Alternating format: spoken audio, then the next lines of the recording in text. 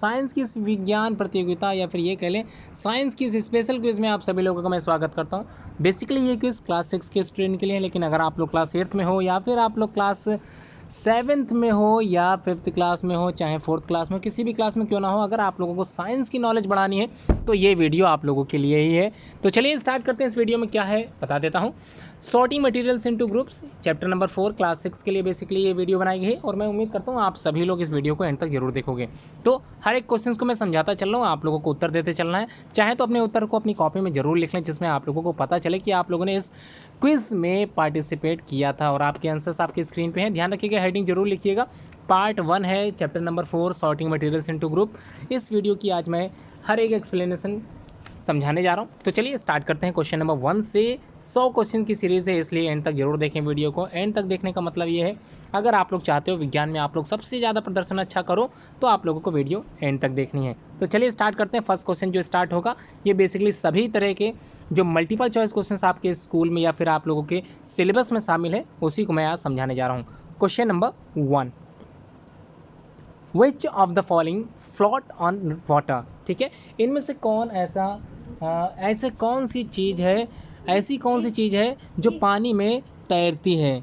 ठीक है, कौन सी ऐसी चीज़ है जो पानी में तैरती है। चार ऑप्शन आपके स्क्रीन पे दिख रहे होंगे, मैं एक बार समझा भी देता हूँ चारों ऑप्शन एक एक करके। ठीक है, पहला है वैक्स। ठीक है, वैक्स आप सभी लोग जानते हैं, मोम की बात हो रही है। मोमबत्ती का जो मोम होता है उसको भी आप लोग मोम कह सकते हैं। मार्बल है, मार्बल आप सभी लोग जानते ही होंगे, आप लोगों के घर में भी मार्बल वाली जो टाइल्स हैं वो लगी होंगी। कॉइन मतलब एक सिक्का, जिसको आप लोग पानी में डाल के देख सकते हो कि वो तैरता है भी या फिर नहीं। इरेज़र की बात करें, जो इरेज करने के लिए आप लोग इस्तेमाल करते हो इरेज़र, क्या वो पानी में तैरता है या भी नहीं तैरता है।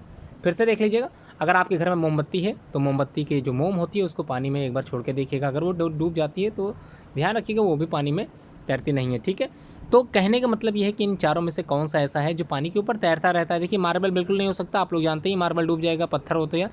कॉइन बिल्कुल नहीं हो सकता, आप लोग सिक्का डाल के देख सकते हैं, चेक कर सकते हैं। इरेज़र बिल्कुल नहीं डूबेगा, सॉरी इरेज़र बिल्कुल डूब जाएगा। तो ऑप्शन अगर आप लोगों ने वैक्स लगा दिया है तो बता देता हूँ आंसर आपका बिल्कुल सही है। क्वेश्चन नंबर फर्स्ट का ए आंसर बिल्कुल सही है। तो क्या आंसर है? वैक्स। चलिए, क्वेश्चन क्लियर है? कमेंट बॉक्स में जरूर कमेंट करके बताते चलिएगा कि आप लोगों को क्विज़ कैसी लग रही है। वैक्स अगर आपने आंसर दिया है तो वेरी गुड, आपकी तैयारी इतनी अच्छी है कि आपका आंसर बिल्कुल सही है। चलिए बात कर लेते हैं क्वेश्चन नंबर 2 की। क्वेश्चन नंबर 2 में सिंपल वे में पूछा गया है, विच of the following is the matter. तो इनमें से कौन सा मैटर है। चलिए, मैटर के बारे में काफ़ी कुछ मैं बता देता हूँ आप लोगों को।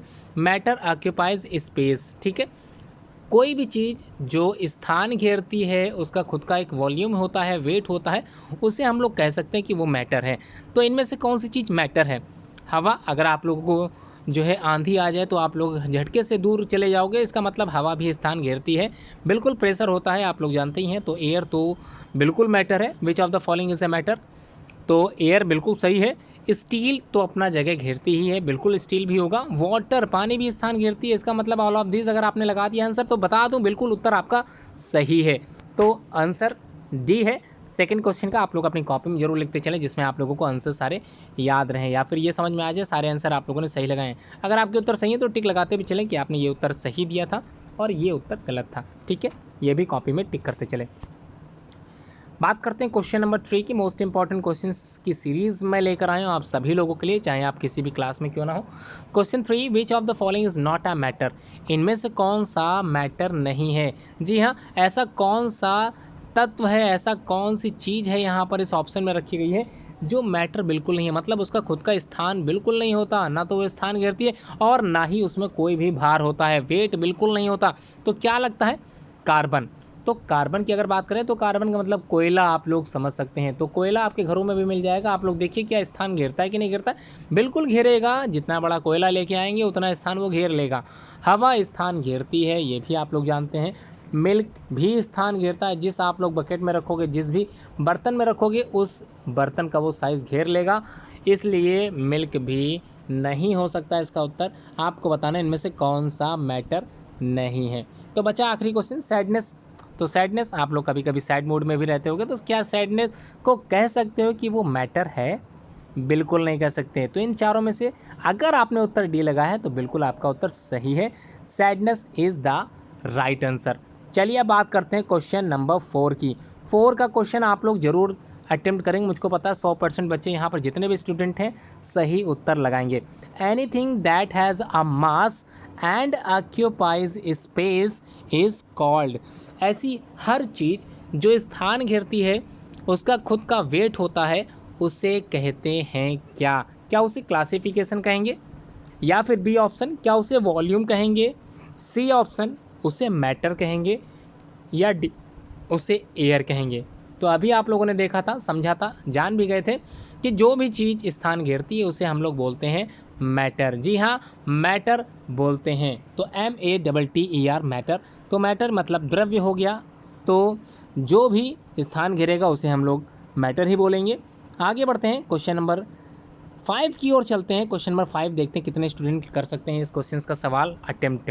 विच of the following has a fixed shape? इनमें से कौन सा ऐसा ऑप्शन है जिसका अपना खुद का शेप निश्चित होता है, मतलब फिक्स्ड शेप है, वो कभी भी अपना आकार परिवर्तित नहीं करता, उसको चाहे किसी भी बर्तन में क्यों ना रखा जाए।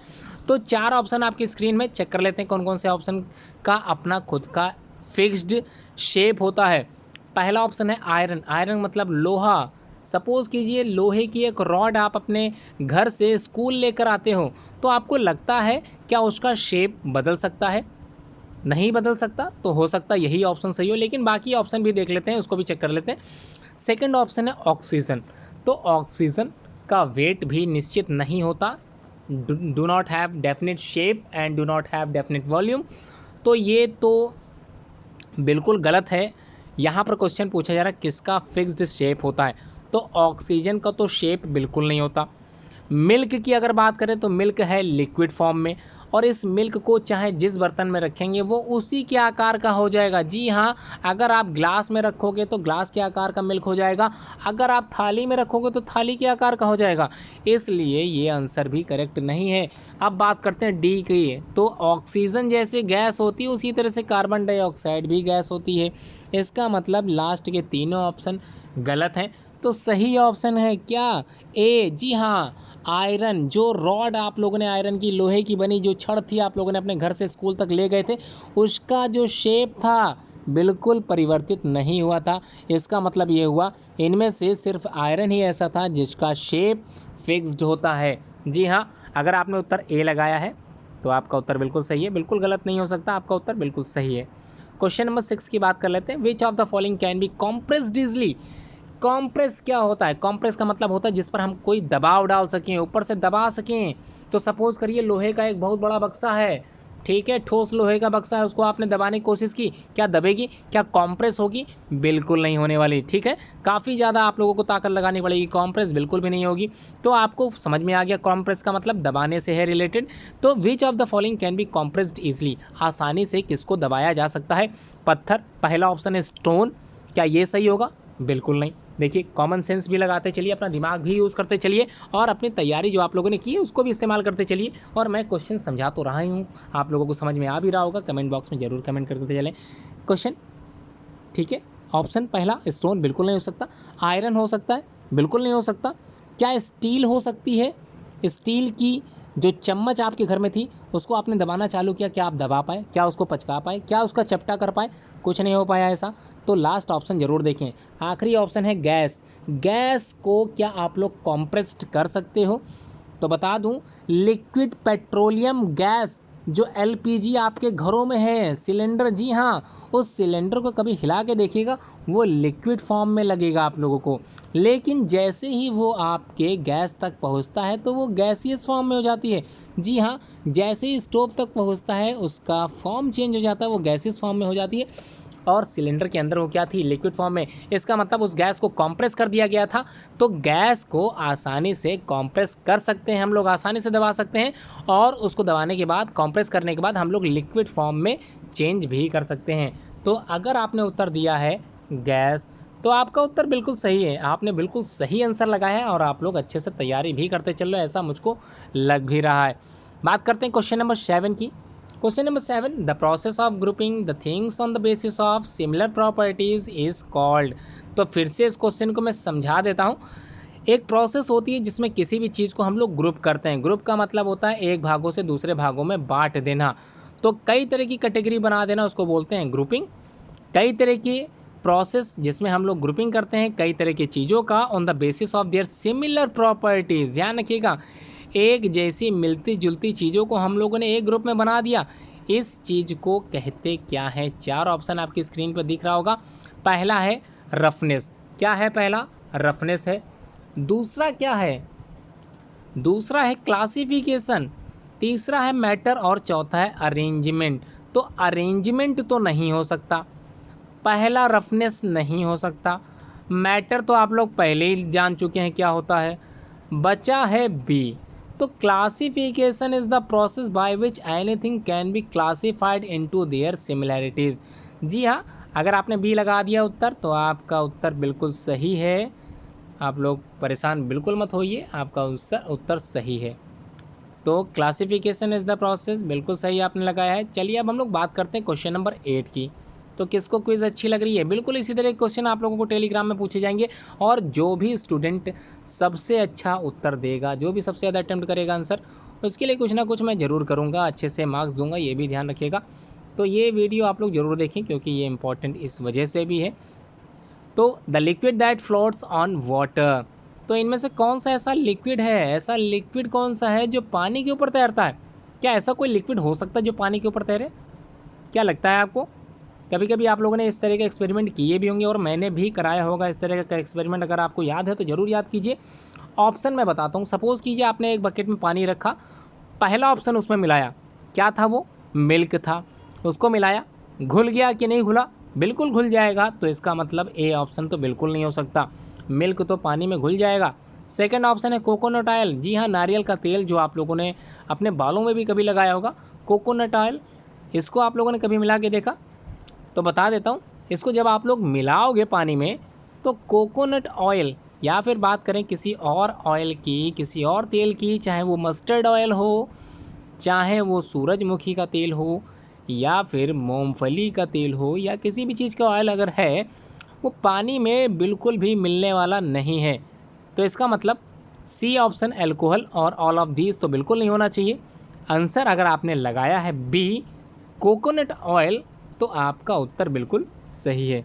चलिए अब हम लोग बात करते हैं उत्तर के आगे की। कोकोनट ऑयल अगर आपने लगाया बिल्कुल सही है। Question number 9, which gas is responsible for freeze in soft drinks.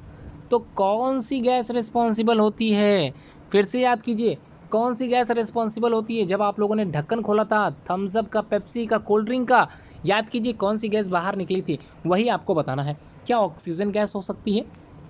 Oxygen gas हो सकती है क्या? हाइड्रोजन गैस होगी, या फिर नाइट्रोजन, या फिर कार्बन डाइऑक्साइड गैस? तो उसको पीने के बाद आप लोगों ने ध्यान दिया होगा कि जब भी कोल्ड ड्रिंक हमारे शरीर के अंदर जाती है या फिर गले के नीचे उतरती है तो कभी कभी वो बाहर आने की कोशिश भी करती है।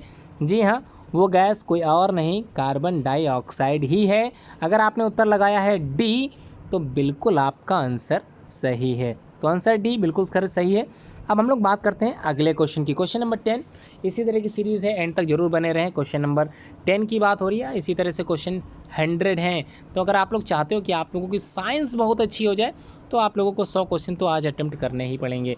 तो चलिए बात करते हैं क्वेश्चन नंबर 10 की। Transparent materials allow the light to pass through them. तो ऐसे ऑब्जेक्ट जो ट्रांसपेरेंट होते हैं, ट्रांसपेरेंट का मतलब होता है जिनके आर पार हम लोग आसानी से देख सकें, ऐसे मटेरियल्स अलाउ करते हैं, अनुमति देते हैं लाइट को, लाइट मतलब रोशनी को, क्या रोशनी को आर पार जाने देंगे? अगर जाने देंगे तो कितना? पहला ऑप्शन है पार्शियली, थोड़ा सा। दूसरा ऑप्शन है कंप्लीटली, पूरी तरह से। सी ऑप्शन है कभी कभी, समटाइम्स ओनली, और डी है नॉट एट ऑल, बिल्कुल नहीं करते। तो आपको क्या लगता है? ट्रांसपेरेंट जैसे ग्लास होता है, कांच का ग्लास देखा वाइट कलर का, आर पार जिसके हम लोग देख सकते हो, क्या इस तरह के मटेरियल्स अलाउ करते हैं लाइट को टू पास थ्रू देम? तो अगर आपने उत्तर लगा दिया है पार्शियली तो गलत हो सकता है, पार्शियली बिल्कुल नहीं होगा। क्या लगाया है? बी लगाया, बिल्कुल सही आपका उत्तर है, बिल्कुल सही आप लोगों ने आंसर सेलेक्ट किया है। क्वेश्चन नंबर 10 का बी ऑप्शन बिल्कुल सही है। अब हम लोग बात करने वाले हैं क्वेश्चन नंबर 11 की। तो 11 भी देख लेते हैं। Question number 11, tables are made up of. तो टेबल्स किसकी बनी होती है? टेबल्स आप लोगों के घरों में होगी, आप लोग देख भी सकते हो टेबल्स किसकी बनी होती है। 4 ऑप्शन में बता देता हूँ, आप लोग समझा भी देता हूँ। पहला ऑप्शन है प्लास्टिक, दूसरा है वुड, तीसरा लेदर, और चौथा है नन ऑफ दीज। तो इनमें से कोई नहीं। क्या लगता है, इनमें से कोई नहीं होगा? बिल्कुल नहीं हो सकता। ऐसे क्वेश्चन मैं कभी नहीं रखता जिसमें ऑप्शन बिल्कुल भी ना हो, तो ऑप्शन तो ज़रूर है। तो पहला ऑप्शन फिर से बता देता हूँ, टेबल्स जो बनी होती है वो किसकी बनी होती है? 4 ऑप्शन आपकी स्क्रीन पे दिख रहे होंगे। पहला ऑप्शन है प्लास्टिक, दूसरा है वुड, तीसरा है लेदर, और जो चौथा ऑप्शन है वो है नन ऑफ दिस। देखिए नन ऑफ दिस बिल्कुल नहीं है, लेदर बिल्कुल नहीं हो सकता। हाँ, अगर आप लोगों ने ए ऑप्शन भी लगाया, बी भी लगाया, तो हो सकता है आपके घरों में प्लास्टिक की भी टेबल्स हो, या हो सकता है आपके घरों में लकड़ी की भी टेबल्स हों। दोनों ऑप्शन मैं करेक्ट मान लेता हूँ, लेकिन यहाँ पर थोड़ा सा अलग हो गया। जब 2 ऑप्शन होते हैं तो मैं नन ऑफ दीज ही लगाता हूँ वैसे तो, लेकिन अगर आप लोगों ने ए, बी और डी में से कुछ भी ऑप्शन दे दिया है तो आपको सही मैं मान लूँगा, ठीक है। प्लास्टिक, वुड और नन ऑफ दीज, क्योंकि यहाँ पर 2 ऑप्शन है, 2 ऑप्शन जब होते हैं तो नन ऑफ दीज ही मैं लगाता हूँ, तो इस उत्तर है none of these. Question number 12 देख लेते हैं। क्वेश्चन नंबर 12 कह रहा है, इनमें से कौन सा ट्रांसपेरेंट ऑब्जेक्ट है? अभी मैंने ट्रांसपेरेंट के बारे में बात की थी, जहाँ से लाइट पूरी तरह से गुजर जाए, मतलब लाइट जो रोशनी होती है वो आर पार चली जाए। इनमें से कौन सा ऐसा ऑब्जेक्ट है जिसके आर पार लाइट चली जाए? पहला है वुड। तो क्या लकड़ी हो सकता है? सपोज़ कीजिए एक पेड़ है, पेड़ की दाईं तरफ आप खड़े हैं और आपने टॉर्च जलाई है, क्या आपको लगता है कि बाईं तरफ मतलब दूसरी तरफ क्या रोशनी निकल चुकी होगी? बिल्कुल नहीं। इसका मतलब ये ऑप्शन तो बिल्कुल नहीं लगाना है आप लोगों को। सेकंड है बी ऑप्शन, स्टोन। स्टोन मतलब होता है पत्थर। तो आपको लगता है क्या पत्थर ट्रांसपेरेंट हो सकता है? बिल्कुल हो सकता है? बिल्कुल नहीं हो सकता, बिल्कुल भी नहीं हो सकता। इसका मतलब सी ऑप्शन देख लेते हैं, ग्लास। ठीक है, आपके घर में भी कांच के ग्लास होंगे, आप लोग चेक कर सकते हो, कांच के ग्लास के आर पार रोशनी चली जाती है, बिल्कुल सही है। आप लोगों को एक्सपेरिमेंट करने की आवश्यकता बिल्कुल नहीं है, आप लोगों का कॉमन सेंस ही कहता होगा कि इसका उत्तर तो सी ही होगा। जी हाँ, ग्लास ही है इसका उत्तर। तो चलिए अब हम लोग बात करते हैं अगले क्वेश्चन की, क्वेश्चन नंबर 13 की देख लेते हैं। तो विच of the following is the hard? तो सबसे कठोर इनमें से कौन हो सकता है? तो सबसे कठोर क्या कॉटन होगा? आपके घर में भी कॉटन है, उसको कभी आप लोग छुए भी होंगे, आप लोग जानते हैं। क्या ये कठोर हो सकता है? बिल्कुल नहीं। बिल्कुल भाई सही बात है, बिल्कुल नहीं हो सकता। स्पंज की बात करें, घर में आपके स्पंज हो सकते हैं। स्पंज बिल्कुल सॉफ्ट होते हैं, ठीक है। तो ये तो सॉफ्ट होते हैं, मैंने ही कह दिया, तो ये तो हार्ड बिल्कुल नहीं होते हैं। तीसरा ऑप्शन है आयरन, तीसरा ऑप्शन है आयरन। और लास्ट ऑप्शन है मिरर। मिरर का मतलब होता है शीशा। तो देखिए एज़ कंपेयर टू आयरन और मिरर, इन दोनों में से कोई एक ऑप्शन सही है। तो आपको क्या लगता है, मिरर ज़्यादा भारी होगा या आयरन ज़्यादा भारी होगा? जबकि आप लोग जानते हैं मिरर तो आसानी से क्या होता है, टूट जाता है। जी हाँ, बिल्कुल टूट जाता है, हार्ड नहीं कह सकते उसको। तो सबसे ज़्यादा हार्ड यहाँ पर क्या है, आयरन है। जी हाँ, बिल्कुल सही है, आपका उत्तर सी है। तो आपने बिल्कुल सही उत्तर लगाया है। इसी तरह से लाइव वीडियो में बने रहें, एंड तक क्वेश्चन नंबर 14 स्टार्ट कर दूँगा मैं।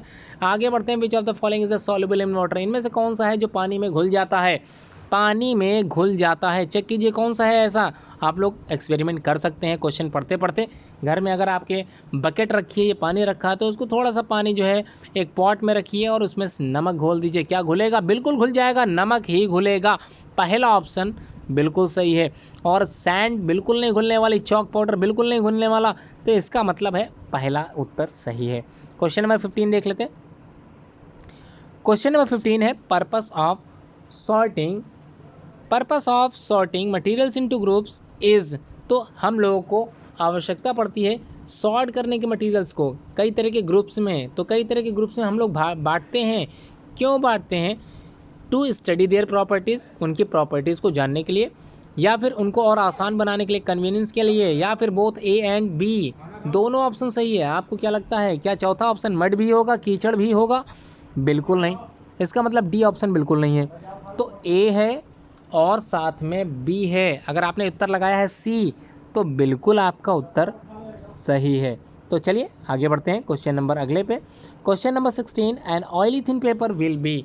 सपोज़ कीजिए आपके घर में कोई पेपर है और उस पर आपने तेल गिरा दिया। जी हाँ, कोई भी तेल हो सकता है, चाहे वो गरी का तेल हो, चाहे वो सरसों का तेल हो, कोई तेल हो, उस पर तेल गिर गया। अब याद कीजिए, अब उस पर तेल गिर गया है, आपने टॉर्च जलाई, आर पार क्या रोशनी गई? बिल्कुल नहीं गई, या फिर ये कह लें आंशिक रूप से गए, पार्शली लाइट पास होती है, पूरी तरह से लाइट पास नहीं होती है। इस तरह के ऑब्जेक्ट को जिसमें लाइट पूरी तरह से पास ना हो, सिर्फ थोड़ी मात्रा प्रकाश की आर पार होती है, इस तरह के ऑब्जेक्ट को हम लोग क्या कहते हैं? जी हाँ, हम लोग इस तरह के ऑब्जेक्ट को ट्रांसल्यूसेंट ऑब्जेक्ट कहते हैं। ट्रांसल्यूसेंट ऑब्जेक्ट ही कहा जाता है उनको जिनकी आर पार पूरी तरह से लाइट नहीं गुजर पाती। तो क्लियर समझ में आ गया? तो पहला ऑप्शन ट्रांसपेरेंट तो बिल्कुल नहीं हो सकता, ओपैक सी ऑप्शन बिल्कुल नहीं हो सकता, बी ऑप्शन ही करेक्ट है। क्वेश्चन नंबर 17 अब चलते हैं, देख लेते हैं। Choose the opaque object from the following. Opaque होता क्या है पहले तो ये समझ लीजिए। दूज ऑब्जेक्ट जो प्रकाश को, लाइट को आर पार बिल्कुल भी न निकाल पाएँ। बिल्कुल भी ना निकाल पाएँ का मतलब है आर पार जिसके लाइट बिल्कुल भी ट्रैवल ना कर सके, उसे बोलते हैं ओपैक ऑब्जेक्ट। तो टॉर्च जलाइए इन सभी के सामने और देखिए रोशनी किसमें बाहर नहीं जाती। तो एयर, बी ऑप्शन तो क्या हो सकता है? नहीं हो सकता, क्लियर है। सी ऑप्शन हो सकता है, ग्लास, ये तो बिल्कुल नहीं हो सकता क्योंकि ग्लास के आर पार लाइट ट्रैवल कर जाती है। वाटर बिल्कुल नहीं हो सकता, अगर उसी ग्लास में आप लोगों ने वाटर रखा और टॉर्च जलाई तो आर पार निकल जाएगी प्रकाश की किरण, याद कीजिए। इसका मतलब है आपको उत्तर लगाना है ए। जी हाँ, चारकोल बिल्कुल सही उत्तर है इसका। इनमें से जो ओपैक ऑब्जेक्ट है वो चारकोल है। क्वेश्चन नंबर 18 देखते हैं अब, विच ऑब्जेक्ट शाइन। इनमें से कौन सा ऑब्जेक्ट है जो शाइन करता है, बहुत ही तेज़ी से चमकता है? पहला ऑप्शन है प्लास्टिक टॉय, सेकंड है कॉटन की शर्ट, थर्ड है स्टील स्पून और फोर्थ ऑप्शन है स्टोन पीस। तो प्लास्टिक का जो टॉय था क्या वो चमक रहा था? कॉटन की शर्ट जो थी क्या वो चमक रही थी, शाइन कर रही थी? या फिर ख़रीदा हुआ स्टील का चम्मच चमक रहा था? तो आपको याद आ गया होगा, आप लोगों ने चम्मच में दोनों तरफ घुमा के अपना चेहरा देखा होगा और उस चम्मच में आपका चेहरा बिल्कुल अच्छी तरह से दिखाई दे रहा था। इसका मतलब वो चम्मच जो था, स्टील स्पून जो था, वो शाइन कर रहा था। सी ऑप्शन अगर आपने लगाया तो बिल्कुल आपका उत्तर सही है। क्वेश्चन नंबर 19 देख लेते हैं अब। Which of the following gets reddish brown in colour on exposure to air. तो हवा की उपस्थिति में इनमें से कौन सा ऐसा ऑब्जेक्ट है, इनमें से कौन सा ऐसा सब्सटेंस है जिसका कलर बदल जाता है? तो कौन सी चीज़ अगर हमने खुली छोड़ दी उसका कलर चेंज हो जाएगा? तो आपको क्या लगता है क्या उत्तर होगा इसका? तो एक बार फिर से सुन लेते हैं, इसका उत्तर समझ लेते हैं। Which of the following gets reddish brown in colour exposes to air. तो क्वेश्चन नंबर 19, इनमें से कौन सा चेंज हो जाएगा? तो याद कीजिए इनमें से कौन सा चेंज होगा? ब्राउन कलर में हो जाएगा अगर हवा में नमी में छोड़ दें उसको। याद कीजिए अपने घरों में आप लोग लाए भी होंगे इसको। सोना रख दें, क्या ये कलर चेंज कर देगा? बिल्कुल नहीं। सिल्वर, क्या ये चेंज कर देगी कलर? बिल्कुल नहीं। एल्युमिनियम, क्या ये कलर चेंज कर देगा? बिल्कुल नहीं। लेकिन अगर लोहे का दरवाज़ा आप लोगों ने लगाया है अपने घर के मेन गेट पर और उसमें बिल्कुल भी प्राइमर नहीं लगाया, बिल्कुल भी उसमें पेंट नहीं किया, तो कुछ दिनों के बाद उसका रंग चेंज होने वाला है। जी हाँ, उसमें जंग लगने वाली है अगर आपने उसको बिल्कुल भी पेंट नहीं किया। तो अगर आपने उत्तर लगाया है सी तो आपका उत्तर बिल्कुल सही है। सही है का मतलब आयरन ही आंसर है। अगला question number 20, which one of the following is a soft.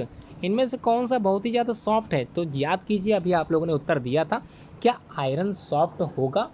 बिल्कुल नहीं। क्या वुड, लकड़ी सॉफ्ट थी?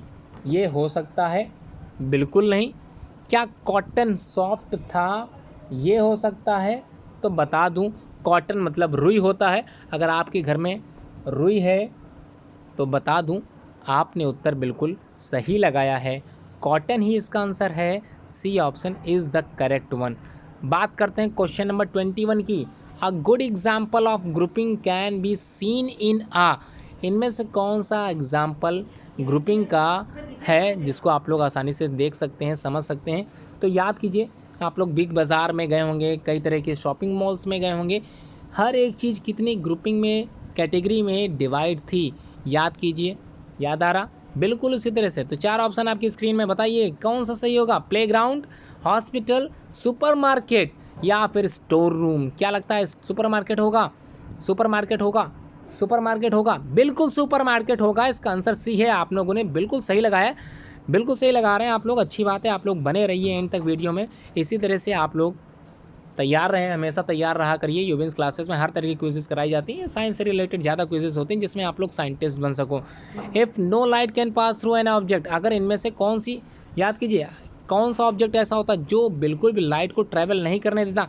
If no light can pass through an object is called, अगर कोई ऑब्जेक्ट है जिसमें आर पार बिल्कुल भी लाइट नहीं पहुंच पा रही, तो उस तरह के ऑब्जेक्ट को कौन से ऑब्जेक्ट कहते हैं? 4 ऑप्शन है आपकी स्क्रीन में, देखिए।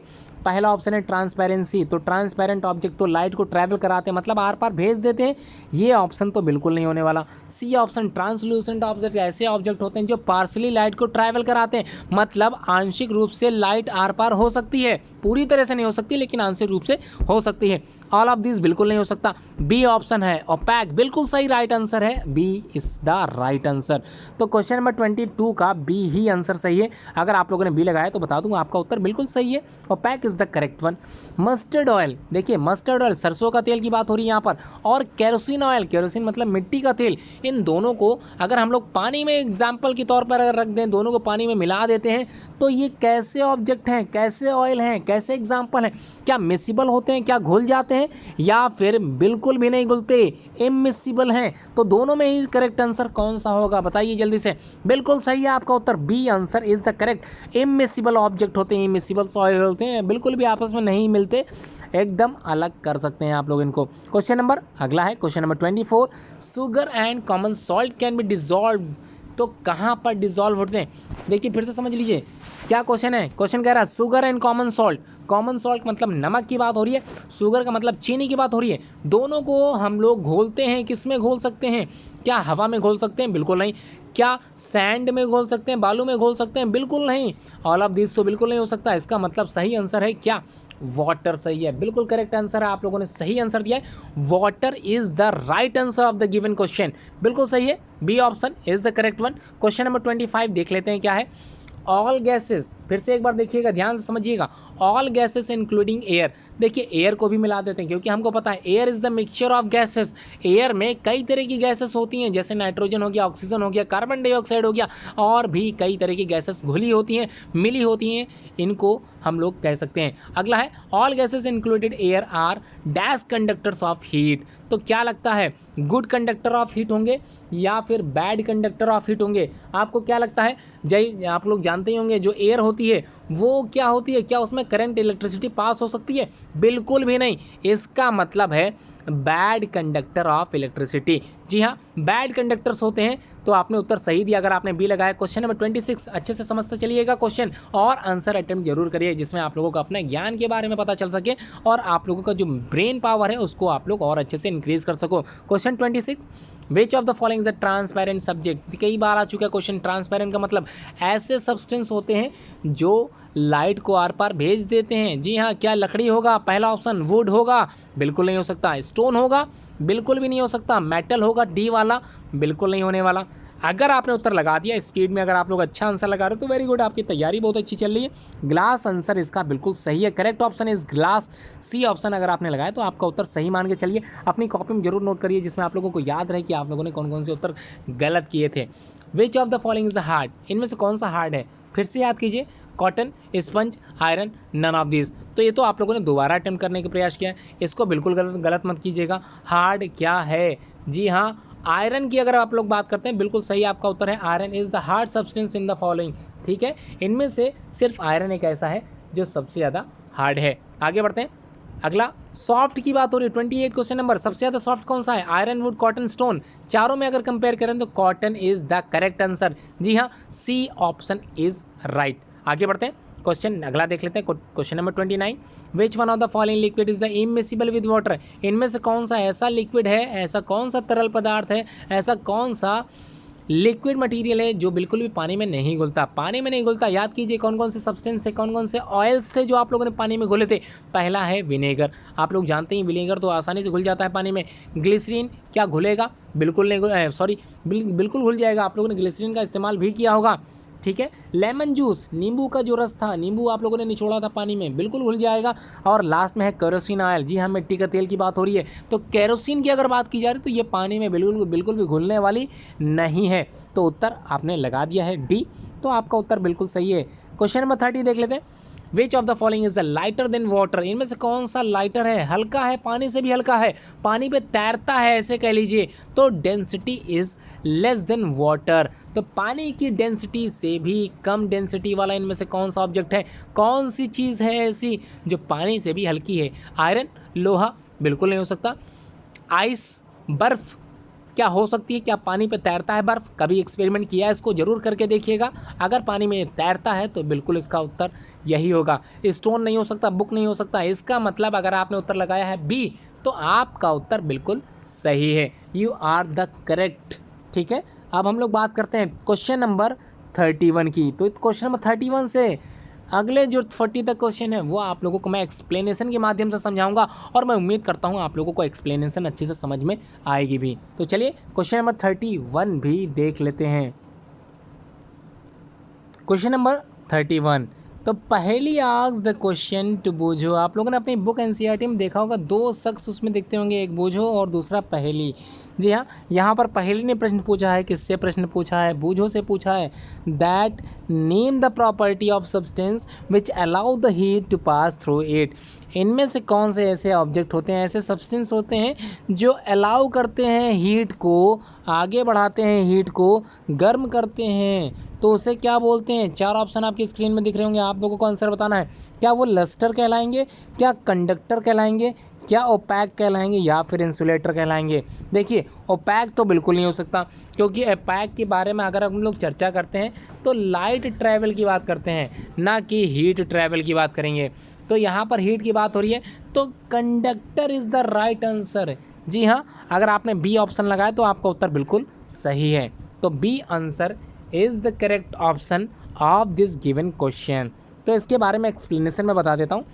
The materials which allow heat to pass through them easily are conductors of heat. For example, aluminium, iron and copper. The materials which do not allow heat to pass through them easily are poor conductor of heat, such as plastic and wood. Poor conductors are known as insulator. जी हाँ, insulator ऐसे होते हैं जो poor conductor होते हैं, बिल्कुल भी ट्रैवल करने नहीं देते। तो समझ में आ गई बात। क्वेश्चन नंबर 32 देख लेते हैं। Question number 32, why clay is use for making pots and bricks. तो ईंट बनाने के लिए हम लोगों ने मिट्टी का इस्तेमाल किया था, और कई तरह के बर्तन बनाने के लिए हम लोग मिट्टी का इस्तेमाल करते हैं। तो ऐसा क्यों करते हैं? तो क्यों करते हैं ऐसा? चार ऑप्शन स्क्रीन में है। पहला मेलेबिलिटी, दूसरा ओपैक, तीसरा नॉन कंडक्टर, और चौथा है सॉल्युबिलिटी। देखिए सॉल्युबिलिटी तो बिल्कुल नहीं हो सकता, क्योंकि यहाँ पर घुलने की तो कोई बात नहीं की जा रही। नॉन कंडक्टर बिल्कुल नहीं हो सकता, क्योंकि यहाँ कंडक्टिविटी ऑफ हीट बिल्कुल नहीं बात हो रही। ओपैक बिल्कुल नहीं हो सकता, क्योंकि लाइट ट्रैवल की कहीं पर भी बात नहीं हो रही। तो आंसर है A, malleability is the correct answer of this question. तो क्या है इसका एक्सप्लेनेशन, आइए जान लेते हैं। तो एक्सप्लेनेशन में आप लोग ज़रूर समझें अच्छे से। The property of substance by which they can be beaten into thin sheets is called malleability. देखिए मेलेबिलिटी उसे कहते हैं जिसमें कई तरह के सब्सटेंसेस को हम लोग शीट बना के तोड़ सकें, जैसे bricks, pot and many other things is made by soil as a form of wet clay. Wet clay has the property of malleability, and bricks are burned in a kilns which makes them durable. ठीक है, भट्टों में, बड़े बड़े भट्टों में जलाए जाते हैं, जिसकी वजह से ड्यूरेबल हो जाते हैं और काफ़ी समय तक चलते भी हैं। तो इसका आंसर आप लोग अच्छे से समझ होंगे। अब हम लोग बात करते हैं क्वेश्चन नंबर 33 की। Which type of the following materials is use for making the front glass. तो जो फ्रंट ग्लास होते हैं, जो विंड स्क्रीन होती है, उसको बनाने में, कार की जो विंड स्क्रीन होती है उसको बनाने में किस तरह के कांच को हम लोग लगाते हैं। Question number 33। तो आप लोगों को याद होगा वो कैसा कांच होता है। आप लोग बैठे भी होगी कार में, सबसे आगे का जो फ्रंट कार का जो शीशा होता है कैसा होता है, क्या वो ट्रांसपेरेंट होता है? अच्छा, आंसर आप लोगों को मिल गया, सॉरी मैं क्षमा चाहूँगा, आंसर आप लोगों को दिख गया होगा। क्वेश्चन नंबर इस 33 का आंसर नंबर ए ही सही है। आपने अगर लगा दिया आंसर तो अच्छी बात है, वेरी गुड। ट्रांसपेरेंट ही होते हैं ग्लासेस, क्योंकि आप लोग आर पार देख सको। दो substances through which things can be seen are called transparent substance. Example, glass हो गया, वाटर हो गया, एयर हो गया। Transparent materials is use for making the front glass. जी हाँ, फ्रंट ग्लास को बनाते समय हम लोग ट्रांसपेरेंट ग्लास का इस्तेमाल करते हैं कार में, ठीक है। और बाकी सभी जो वाहन होते हैं, सभी व्हीकल्स में हम लोग इसी का इस्तेमाल करते हैं। क्वेश्चन नंबर 34 देख लेते हैं। थोड़ा सा लॉन्ग क्वेश्चन है, इसीलिए मैं आप लोगों को एक्सप्लेनेशन के माध्यम से समझाता चलो। 1 किलोग्राम ऑफ ऑयल, 1 किलो तेल है, occupies more space compare to 1 kilogram of water, और 1 किलो पानी है। तो आप लोग समझ गए होंगे, 1 किलोग्राम जो तेल है वो ऑक्यूपाइज मोर स्पेस, ज़्यादा स्थान घेरता है as compare to 1 kilo water की जगह पे, ठीक है। ऐसा क्यों होता है? तो बात कर लेते हैं इसकी 4 ऑप्शन की, समझिएगा ध्यान से। Water has less density than oil, या फिर oil has less density than water, या फिर oil has more concentration than water, और डी है बोथ हैव सेम डेंसिटी। देखिए, पानी की डेंसिटी से, समझिएगा पूरी बात, पानी की डेंसिटी से ऑयल की डेंसिटी जो होती है वो कम होती है। इसी वजह से जो ऑयल होते हैं वो पानी पर तैरते हैं, तो जिसकी डेंसिटी कम वो पानी में तैरेंगे। तो डी ऑप्शन बिल्कुल गलत है, इसको मत लगाइएगा। वाटर हैज़ लेस डेंसिटी बिल्कुल नहीं हो सकता, ये तो बिल्कुल भी आप लोगों को नहीं लगाना है। बी और सी में से अगर आपको आंसर मिल गया है तो आपका उत्तर बता देता हूँ, बी बिल्कुल सही है। तो इसके बारे में थोड़ा सा एक्सप्लेन कर देता हूँ। Density of oil is less than water, that's why oil floats in the water. Density of oil is about 90% of water density. जी हाँ, 90% of water density, so the specific gravity of oil is almost 0.9. Density of water is equal to 1 kilogram per liter, so density of oil is equal to 0.9 kilogram per liter. It means इसका मतलब हुआ 0.9 kilogram oil is equal to 1 litre. ठीक है, समझ में आ गया? बहुत ज़्यादा न्यूमेरिकल बताने की आवश्यकता नहीं है, मुझको लग रहा है आप लोगों को समझ में आ गया होगा। तो अब बात कर लेते हैं क्वेश्चन नंबर 35 की, जिसमें आप लोगों के सामने स्क्रीन पे 4 ऑप्शन दिखने वाले हैं। Which of the following is the correct about pure water. तो प्योर वाटर में कौन सा इन 4 ऑप्शन में सही है? प्योर मतलब शुद्ध पानी, शुद्ध पानी इतना कि आरओ का पानी हो। ठीक है, समझ में आ गया बात? पहला है it is a good conductor of electricity. Question पहला क्या है? It is a good conductor of electricity. जो शुद्ध पानी होता है, प्योर वाटर होता है, ध्यान से समझिएगा, वो बिल्कुल भी कंडक्ट नहीं करता इलेक्ट्रिसिटी को। जी हाँ, ये बात बिल्कुल सही है, क्योंकि उसमें मिनरल्स होते ही नहीं हैं। जब मिनरल्स होते ही नहीं हैं तो पानी में कंडक्टिविटी ऑफ इलेक्ट्रिसिटी बिल्कुल भी नहीं होने वाली है। तो इट इज़ गुड तो बिल्कुल नहीं हो सकता, पहला ऑप्शन तो बिल्कुल ही गलत है। दूसरा है bad conductor of electricity, side कर लेते हैं इस क्वेश्चन को। तीसरा it is a semi conductor of electricity, ये तो बिल्कुल हटा दीजिए, मन से बिल्कुल निकाल दीजिए, सेमी कंडक्टर कोई नहीं होता। ठीक है, कोई का मतलब यहाँ पर प्योर वाटर बिल्कुल भी नहीं होता।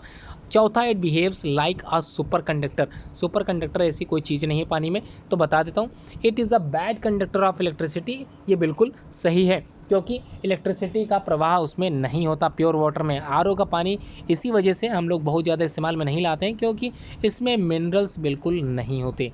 ठीक है, इसी वजह से बी ऑप्शन सही है। इसके बारे में थोड़ा सा मैं एक्सप्लेन कर देता हूँ। Water is conductor of electricity हम लोग जानते हैं, जबकि pure water is actually a good insulator. Pure water insulator होता है, कंडक्टर बिल्कुल नहीं होता। Tap water can be a good conductor due to a calcium, magnesium and carbonate ions. तो टैप वाटर जो आप लोगों को नॉर्मल पानी मिलता है ठीक है। उसमें कई तरह के मिनरल्स होते हैं जिस वजह से वो कंडक्टर कहलाता है, ठीक है। Any impurities like salt in the water enable it to the conduct electricity. अगर मिनरल्स होते हैं तभी वो पॉसिबल हो जाती है कंडक्टिविटी ऑफ इलेक्ट्रिसिटी, अदरवाइज नहीं। Pure water does not conduct electricity, this is because pure water do not contain any salt और एनी कंपोनेंट। तो उम्मीद है आप लोगों को 35 क्वेश्चन समझ में आ गया होगा। चलिए बात करते हैं क्वेश्चन नंबर 36 की भी। तो क्वेश्चन नंबर 36 में आप लोगों से जो पूछ रहा है उसको मैं समझा देता हूँ। बूझो वांट्स टू नो, बूझो जानना चाहती है, the name of the instrument, ऐसा कौन सा इंस्ट्रूमेंट है which is use to measure the density of liquid. तो लिक्विड की डेंसिटी को मापने के लिए कौन सा यंत्र यूज़ किया जाता है। तो कौन सा यंत्र यूज़ किया जाता है, 4 ऑप्शन है। आंसर थोड़ा सा दिख गया था, मुझको लग रहा है शायद आप लोगों ने ना देखा हो, मैंने छुपा लिया है। तो पहला है हाइड्रोमीटर, दूसरा है बैरोमीटर, तीसरा हाइग्रोमीटर, चौथा है अमीटर। तो देखिए हाइड्रो की अगर बात कहीं पर भी होती है तो ध्यान रखिएगा, हाइड्रो का मतलब ही होता है पानी। तो हाइड्रोस्फीयर आप लोग जानते हैं, पानी वाली चीज़ को कहते हैं हाइड्रोस्फीयर। तो यहाँ पर hydrometer is the correct option of the given question. The density of liquid may be measure with the help of hydrometer. तो ए ऑप्शन बिल्कुल सही है। चलिए बात कर लेते हैं। A hydrometer instrument use to measure the specific gravity और relative density of liquid, that is the ratio of the density of the liquid to the density of water। जबकि a barometer is a scientific instrument that is used to measure air pressure। देखिए सब कुछ बताया जा रहा है, barometer का इस्तेमाल होता है एयर प्रेशर को मापने में या फिर एटमॉस्फेरिक प्रेशर को मापने में, समझ में आ गया। a hygrometer is an instrument used to measure the amount of humidity। तो हमारे इस वातावरण में ह्यूमिडिटी कितनी है, नमी कितनी है, इसको मापने के लिए हाइग्रोमीटर का इस्तेमाल करते हैं।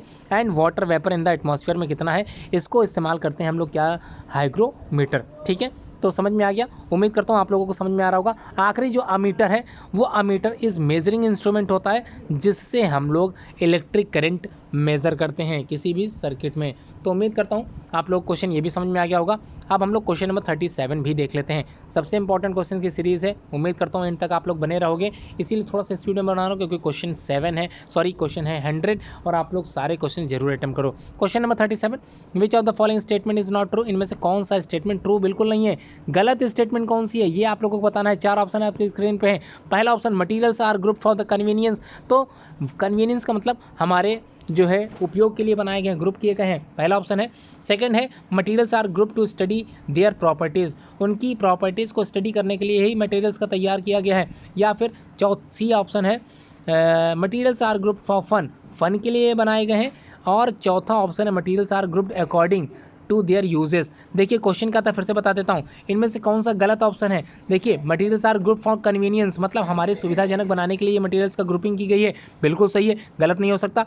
दूसरा है materials can be group to study their properties, जी हाँ, स्टडी करने के लिए, प्रॉपर्टीज़ की जांच करने के लिए हम लोगों ने ग्रुपिंग की है, ये उत्तर भी नहीं हो सकता क्योंकि इसमें नहीं पूछा गया है। तो कौन सा नहीं है, जी हाँ, फ़न के लिए बिल्कुल भी ग्रुपिंग नहीं की जाती है, हमारे कोई फ़न के लिए बिल्कुल भी ग्रुपिंग नहीं होती है। उम्मीद करता हूँ आप लोग ये क्वेश्चन का आंसर समझ गए होंगे। आंसर इसका सी है, अगर आपने लगाया है तो बता देता हूँ, materials are group for are convenience and to make it convenient to study their properties. तो प्रॉपर्टीज़ को जानने के लिए हम लोग यहाँ ग्रुपिंग करते हैं। Materials are also grouped according to their uses, और उनके उपयोग के साधन को हम लोग देखने के लिए इसको ग्रुपिंग करते हैं। उम्मीद करता हूँ क्वेश्चन नंबर 37 आप लोग समझ गए होंगे।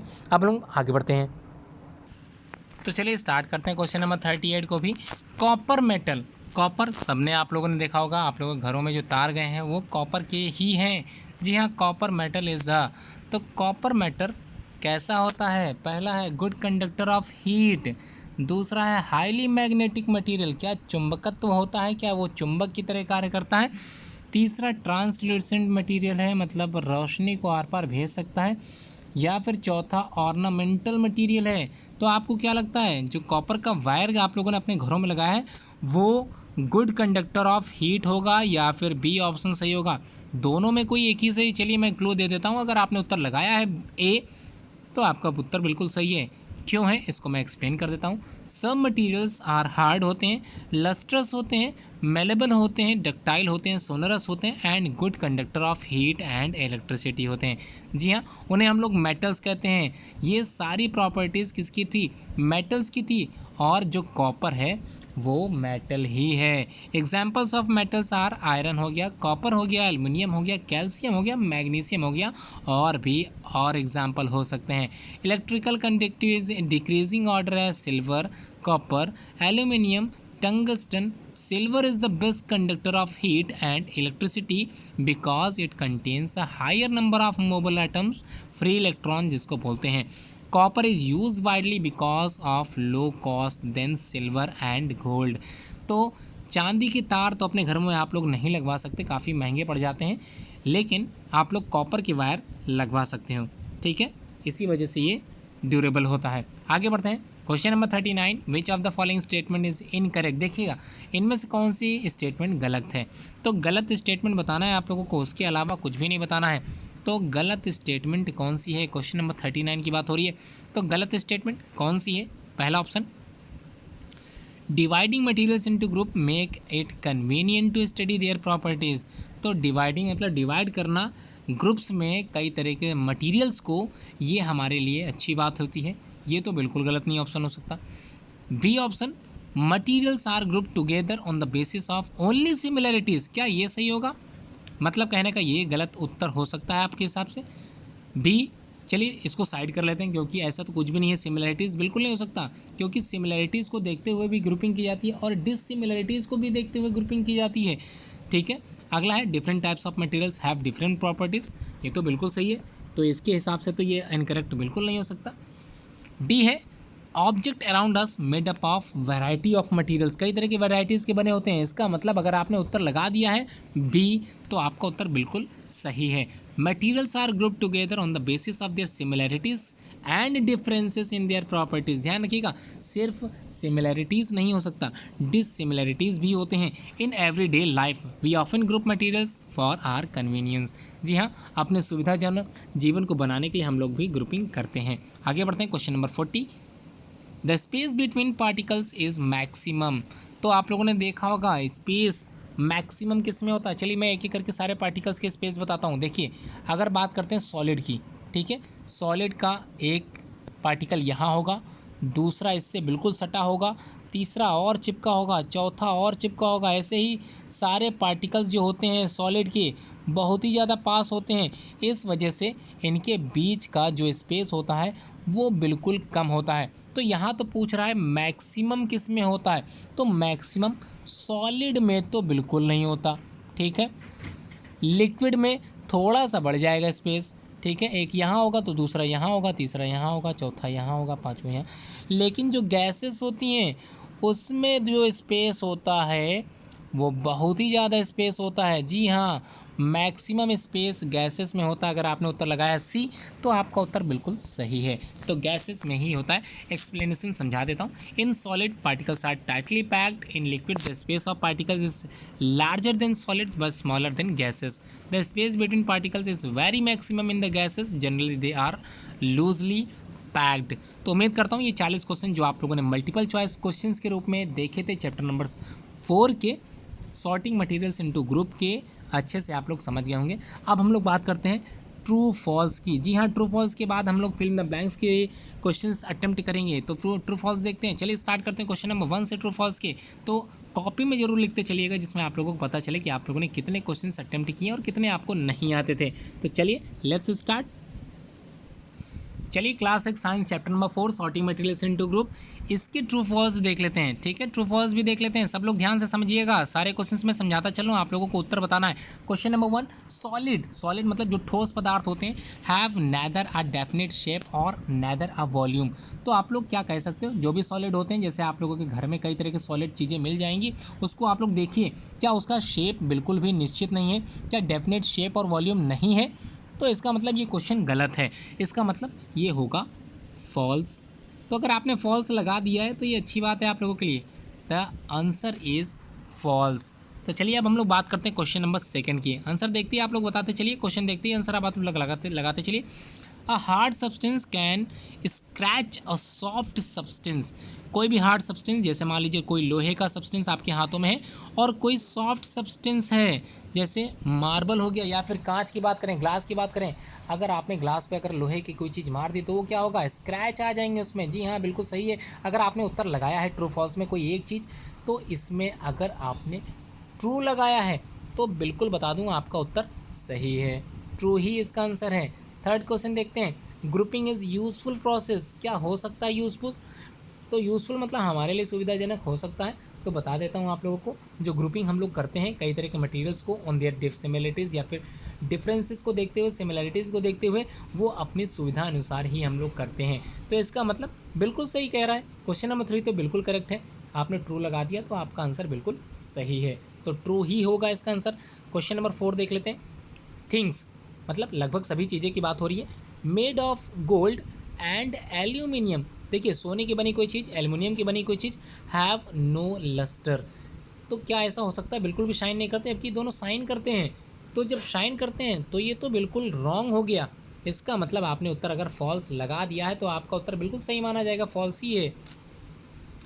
Question number 5, all materials can be felt by one और मोर ऑफ आर सेंसेस, तो हम लोग अनुभव कर सकते हैं, कई तरह के सेंसेस को हम लोग महसूस कर सकते हैं, कई तरह के मटेरियल्स को छूकर हम लोग पता लगा सकते हैं कि मटेरियल्स बना किसका है, सॉलिड है कि लिक्विड है कि गैस है। तो क्या लगता है क्वेश्चन नंबर 5 में क्या होना चाहिए, ट्रू की फॉल्स? आंसर बताते चलिए, जिसमें आप लोग की एक्टिविटी दिखाई दे और आप लोगों को कम से कम नंबर तो मैं दे सकूँ आप लोगों की एक्टिविटी के। तो एक्टिविटी के नंबर पाने हैं तो आप लोगों को वीडियो एंड तक देखनी है, अगर एंड तक वीडियो देखोगे तो आप लोगों को मार्क्स अच्छे से मैं दूंगा। तो आगे देखते हैं, बिल्कुल ट्रू है यहाँ पर क्वेश्चन नंबर 5, आप लोग बिल्कुल फॉल्स मत लगाइएगा, ट्रू ही है। क्वेश्चन नंबर 6 देखिए, iron is not a natural material, तो क्वेश्चन हो रही है आयरन की, जबकि आप लोग जानते हैं जो लोहे के बड़े बड़े जो होते हैं पत्थर, वो ज़मीन के नीचे से ही मिले हैं, हम लोगों को मिलते हैं और मिलेंगे भी। तो अगर ये कह दें कि नेचुरल मटेरियल नहीं है तो ये बिल्कुल गलत हो जाएगा। उम्मीद करता हूँ आप लोगों ने फॉल्स ही लगाया होगा। तो iron is a natural material होता है, ना कि नॉट नेचुरल, ठीक है, फॉल्स है। Question number 7, cardboard is translucent, तो कार्डबोर्ड आप लोगों ने देखा तो कार्डबोर्ड देखा नहीं देखा, बिल्कुल देखा होगा आप लोगों ने। आपको बताना है जो कार्डबोर्ड होता है वो ट्रांसल्यूसेंट है कि ट्रांसपेरेंट होता है, तो क्या लगता है? ट्रांसल्यूसेंट हो सकता है। बता देता हूँ कार्डबोर्ड के बारे में ट्रांसल्यूसेंट के लिए, तो ट्रांसल्यूसेंट ऐसे ऑब्जेक्ट होते हैं जो रोशनी को थोड़ा सा बाहर निकालते हैं, मतलब पूरी तरह से नहीं, थोड़ा सा निकालते हैं बाहर। जबकि कार्डबोर्ड की शीट आप लोगों ने अपने घरों में देखी थी, उसके आर पार तो लाइट बिल्कुल भी ट्रैवल नहीं करती, वो तो एक ओपैक ऑब्जेक्ट होता है। तो यहाँ तो बिल्कुल गलत हो गया। इसका मतलब अगर आपने 7 का फॉल्स लगाया तो आपका उत्तर बिल्कुल सही है, फॉल्स ही है, कन्फ्यूज़ बिल्कुल मत होइए। चलिए आगे बढ़ते हैं, carbon dioxide gas, carbon dioxide gas is soluble in water, देखिए क्वेश्चन कह रहा है जो CO2 गैस होती है क्या पानी में घुल जाती है? तो बता देता हूँ, जैसे ऑक्सीजन पानी में घुलती है या फिर ऑक्सीजन पानी में घुली होती है और उसका इस्तेमाल जो मछलियाँ होती हैं वो कर लेती हैं, आप लोग जानते होंगे, ठीक है। तो उसी तरह से कार्बन डाइऑक्साइड गैस भी सॉल्युबल होती है वाटर में। अगर आपने ट्रू लगा दिया है तो आपने बिल्कुल सही लगाया है, क्यों परेशान हो रहे हैं? बिल्कुल सही जवाब है आपका, ट्रू है। क्वेश्चन नंबर 9 देखते हैं, मिरर देखिए समझिएगा, मिरर की बात हो रही है ना कि ग्लास की बात हो रही है, ठीक है। तो मिरर जो शीशा है ट्रांसपेरेंट होता है या फिर नहीं होता है? तो ट्रांसपेरेंट ऐसे ऑब्जेक्ट होते हैं, थोड़ा सा ये रॉन्ग मुझको लग रहा है, ये क्वेश्चन शायद हो सकता है मैंने आंसर ही गलत कर दिया हूँ, मैं कंफ्यूज हो गया हूँ खुद ही। क्वेश्चन नंबर 9 मिरर लिख दिया है, मिरर ट्रांसपेरेंट होता है, वैसे तो यहाँ पर राइट है, आप लोगों ने अगर राइट ट्रू लगाया तो बिल्कुल सही है आपका उत्तर। क्वेश्चन नंबर 10 की बात करें, वी कैन सी क्लियरली, अच्छे से थोड़ा सा आंसर दिख गया, माफ़ कीजिएगा। We can see clearly through an opaque object, तो ओपेक ऐसे ऑब्जेक्ट होते हैं जिनको हम लोग क्या करते हैं, क्लियरली थ्रू एन ऑब्जेक्ट, क्या देख सकते हैं, आर पार देख सकते हैं? बिल्कुल नहीं देख सकते। इसका मतलब क्वेश्चन नंबर जो 10 है आप लोगों को लगाना है, ये बिल्कुल गलत है, जी हाँ बिल्कुल गलत है। क्वेश्चन नंबर 11 देख लेते, द अमाउंट ऑफ मैटर, ठीक है, the amount of matter in any object, ठीक है, किसी भी ऑब्जेक्ट में जो अमाउंट ऑफ मैटर होता है उसको हम लोग क्या वेट बोलते हैं, भार बोलेंगे उसका, वॉल्यूम बोलेंगे उसका। 11th का क्या लगता है आप लोगों को, क्या आंसर सही होगा, ट्रू है कि फॉल्स?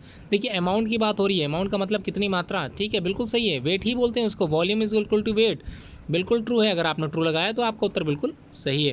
क्वेश्चन नंबर 12 देख लेते हैं, all object are made up of same kind of materials, बिल्कुल अगर ये उत्तर आप लोगों ने ट्रू का क्या लगाया है, सेम काइंड ऑफ मटेरियल्स बिल्कुल नहीं हो सकता, डिफरेंट काइंड ऑफ मटेरियल्स होता है, क्योंकि जो भी पदार्थ बने होते हैं वो एक ही जैसे तत्वों के नहीं बने होते हैं, एक ही पदार्थों के नहीं बनते हैं, ठीक है, कुछ लकड़ियों के बने होते हैं, कुछ लोहे के बने होते हैं, कुछ एल्युमिनियम के हो सकते हैं, कुछ किसी और चीज़ के हो सकते हैं। इसका मतलब सेम काइंड तो बिल्कुल नहीं हो सकता। 12th का अगर आप लोगों ने लगाया है फॉल्स तो उत्तर आपका बिल्कुल सही है। परेशान होने की बिल्कुल भी आवश्यकता नहीं है, आप लोग क्वेश्चन समझते चलें, आंसर मैं बताता चल रहा हूँ। Things can be grouped on the basis of their shape and size. तो किसी भी चीज़ को हम लोग उसके शेप और साइज़ से भी ग्रुप्ड कर सकते हैं। क्या लगता है आपको ऐसा हो सकता है? तो बता देता हूँ, आपने अगर उत्तर लगा दिया है ट्रू, तो बिल्कुल हो सकता है, क्यों नहीं हो सकता। On the basis of their shape and size, बिल्कुल हम लोग ग्रुप कर सकते हैं किसी भी चीज़ को, किसी भी ऑब्जेक्ट को, तो बिल्कुल उत्तर सही है। ट्रू लगाना था आप लोगों को, कुछ स्टूडेंट फॉल्स लगा दिए होंगे। अगला क्वेश्चन नंबर 14, द हैवीनेस, ठीक है, भारीपन की बात हो रही है। The heaviness of substances is also called density. तो अगर कोई चीज़ भारी है या कोई चीज़ हल्की है, क्या इसको हम लोग कह सकते हैं कि उसकी डेंसिटी ज़्यादा है या फिर कम है? क्वेश्चन नंबर 14, क्या कह सकते हैं? बिल्कुल कह सकते हैं। आप लोगों ने देखा था पानी जो डेंसिटी हाई थी और जो ऑयल थी उसकी डेंसिटी लो थी, तो इसी तरह से हम लोग कह सकते हैं heaviness of substance is also called their density. तो ये है ट्रू, जी हाँ बिल्कुल ट्रू है। क्वेश्चन नंबर 15 देख लेते हैं, हनी इज़ इमिसिबल वाटर। तो हनी की बात हो रही है, शहद की बात हो रही है। इमिसिबल का मतलब बिल्कुल भी घुलती नहीं है। शहद को पानी में घोल के देखिए, बिल्कुल घुल जाएगी। आपको लगता है नहीं घुलेगी, तो बिल्कुल कमेंट बॉक्स में जरूर कीजिए और शहद को पानी में घोल के जरूर देखिए। तो ये तो फॉल्स हो गया। इमिसिबल ऐसे होते हैं सब्सटेंस जो पानी में बिल्कुल नहीं घुलते, और मिसिबल का मतलब पानी में घुलने वाले, तो ये तो गलत हो गया। इसका मतलब क्वेश्चन नंबर 15 फॉल्स है। अगर आप लोगों ने फॉल्स लगाया तो आपका उत्तर बिल्कुल सही है। आगे बढ़ते हैं, क्वेश्चन नंबर 15 के बाद क्वेश्चन नंबर 16 देख लेते हैं। क्वेश्चन नंबर 16 क्या कह रहा है, इसको समझते हैं अच्छे से।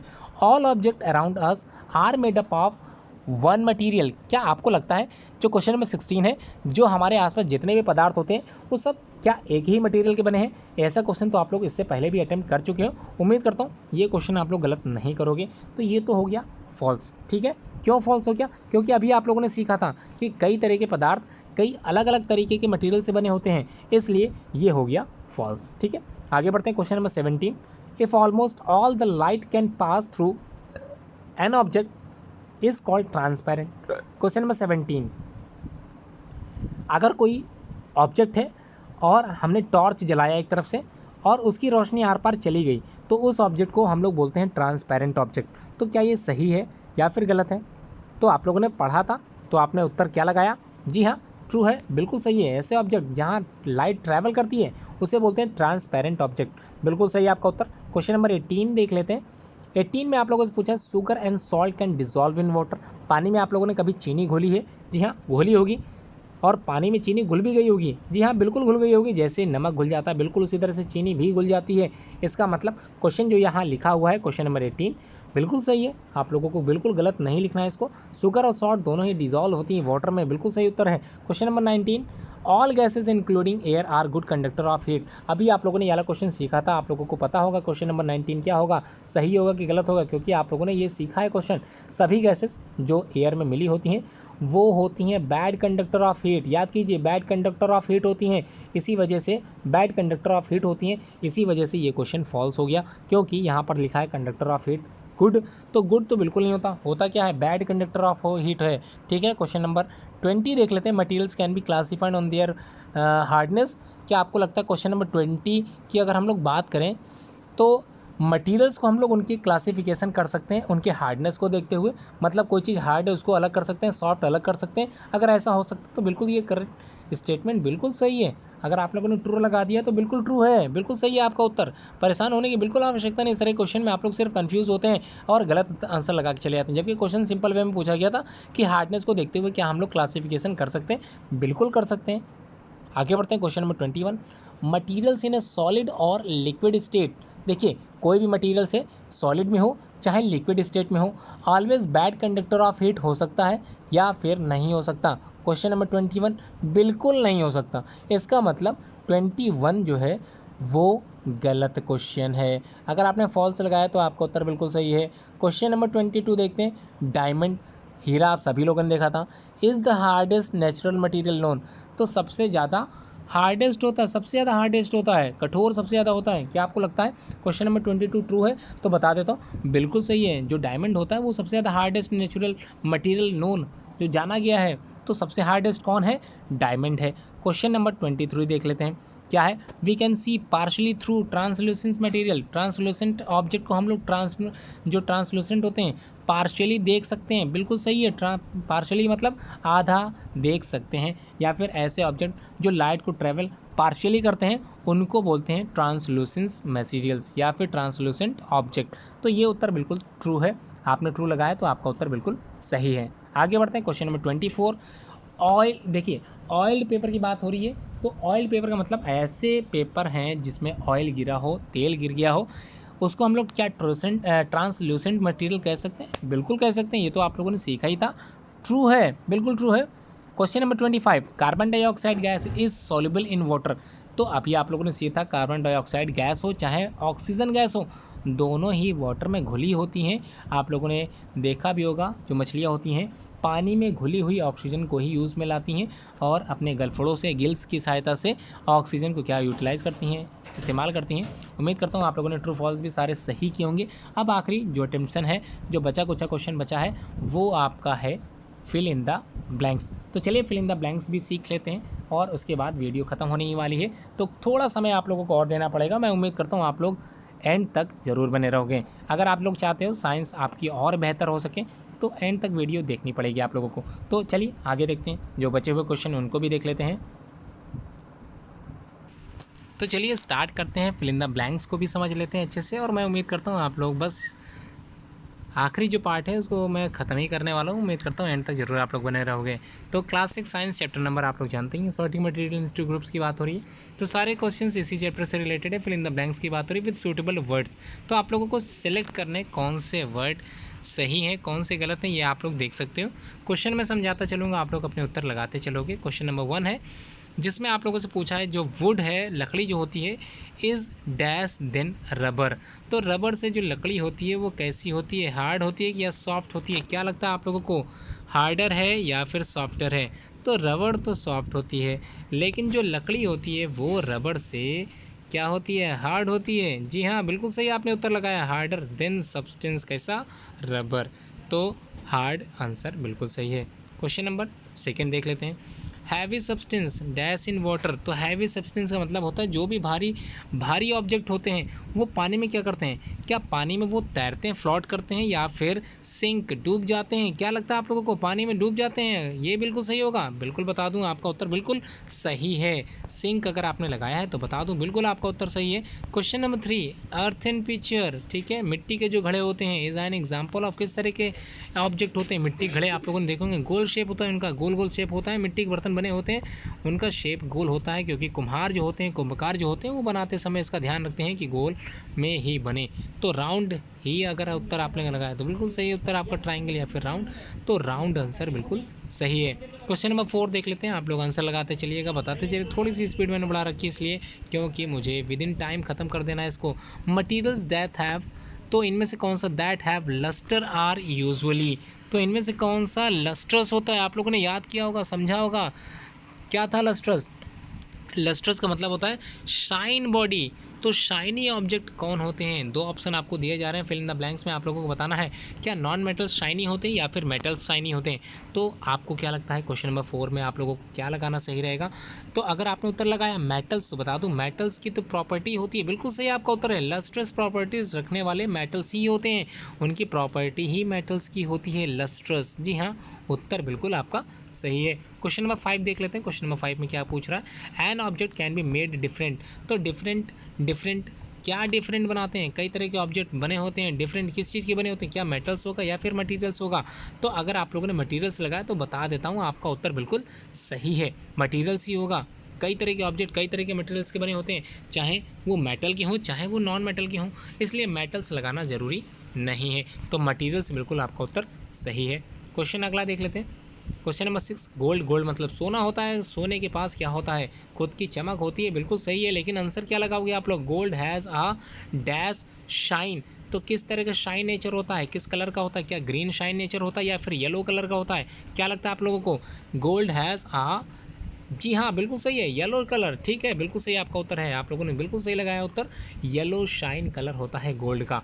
आगे क्वेश्चन पढ़ते हैं, क्वेश्चन नंबर 7 पे, इन अ सॉल्यूशन, ठीक है, कोई पानी में अगर आप कोई चीज़ घोल देते हो, उस सॉल्यूशन में the substance present in the small amount में होने वाली जो चीज़ होती है उसको आप लोग क्या बोलोगे? क्या उसको सॉल्वेंट बोलोगे या उसको सॉल्यूशन बोलोगे? क्या बोलोगे, सॉल्यूट या सॉल्वेंट, क्या बोलोगे? क्या लगता है आप लोगों को कौन सा सही है? तो देखिए, स्मॉल ऑब्जेक्ट में या फिर स्मॉल अमाउंट में जो चीज़ होती है किसी भी सॉल्यूशन में, उसको बोलते हैं सॉल्यूट, ठीक है, उसको बोलते हैं सॉल्यूट, ठीक है, और जो तैयार होता है वो होता है सॉल्वेंट, ठीक है, क्लियर हो गया। तो समझ में आ गया होगा, सॉल्यूट आंसर सही है। आपने अगर सॉल्यूट लगाया तो बिल्कुल आपका उत्तर सही है। Question number 8, classification is done on the basis of their some dash and dash.